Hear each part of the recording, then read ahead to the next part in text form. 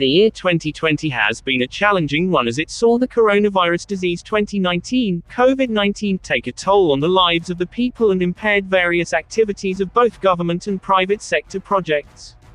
However, despite the pandemic, the Philippine Air Force (PAF) soared to greater heights and is expected to further boost its capability to protect the country against all forms of security threats and aid Filipinos in times of disasters with the arrival of more than a dozen modern aircraft and helicopters this year. First on the PAF's list for this year was the arrival and commissioning of its new Gulfstream G280 command and controlled C-2 aircraft, which arrived on September 20th. It was commissioned the following day and was used to transport personal protection equipment and other medical supplies to Davao City during its inaugural flight. The C-2 aircraft will become part of a system designed for enhanced control of operations through continuous communications, especially during operational exigencies and emergencies. It will allow for time-sensitive decisions to be made while airborne, especially by the AFP chain of command, like the Secretary of National Defense, Chief of Staff, AFP, Major Service Commanders, and Commanders of the Unified Commands, PAF spokesperson Lieutenant Colonel Aristides Galang said in a recent interview. The Gulfstream G280 is capable of speeds of about 500 knots and has a range of 3,600 nautical miles. It can transport 12 to 15 persons, including the pilots and crew, and land on small runways. The contract for the G280 was signed in early 2019 and was acquired via U.S. foreign military sales. Second on the list was the commissioning of 6 Embraer Defense and Security A-29B Super Tucano close air support aircraft on October 14. 4 of the A-29B close support attack aircraft arrived on September 19 while the remaining 2 arrived on October 1. Defense Secretary Delfin Lorenzana, during the commissioning ceremonies of the 6 Super Tucano attack aircraft, said these airplanes are a reminder of the indispensability of air power in national defense and security.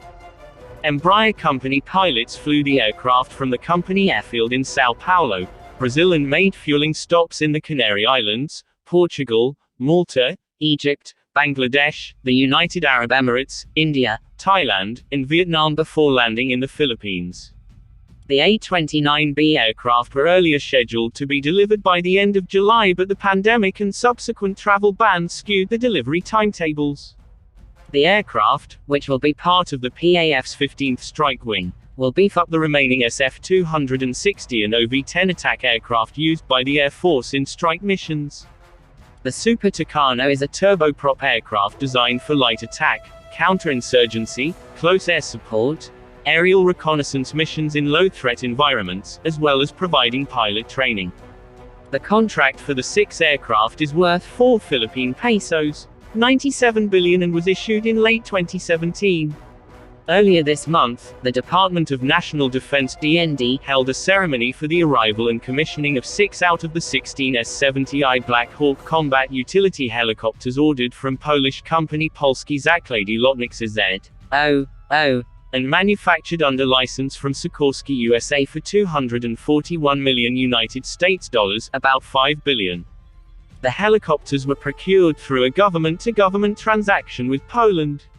The negotiations were completed in 2019. The acquisition of the Black Hawk combat utility helicopters was part of Horizon 2 of the AFP modernization program.